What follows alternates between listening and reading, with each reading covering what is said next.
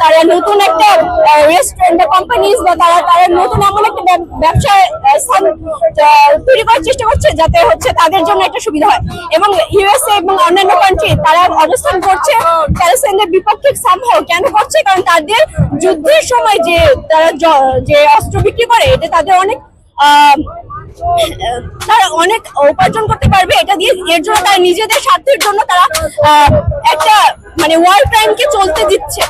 Israel is doing war crime. তাদের লিডারদের international ভাবে তাদের লিডারদেরকে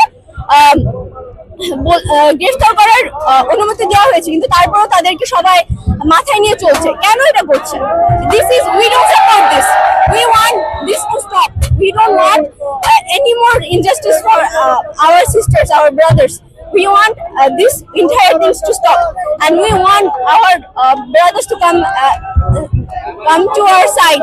আর আমাদের সাথে যারা অবস্থান করে, যেমন পৃথিবীর সব রাষ্ট্রেই কিন্তু সব দেশের অনেক লিডার্স আছে তারা চুপ থাকছে, কিন্তু তাদের দেশের জনগণরা, তাদের স্টুডেন্টরা কিন্তু থেমে নেই।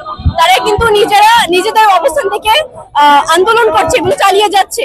আমরা আমাদের বহির্বিশ্বের ভাই বোনদেরকে খুবই মানে শ্রদ্ধার দিকে তাকিয়ে দিচ্ছে যে তারা এটা নিয়ে চালিয়ে যাচ্ছে, তারা এটা মানে বিপক্ষে রয়েছে। They are condemning Israel as well. We are trying to do our best for that, and we are wishing everyone that I hope that we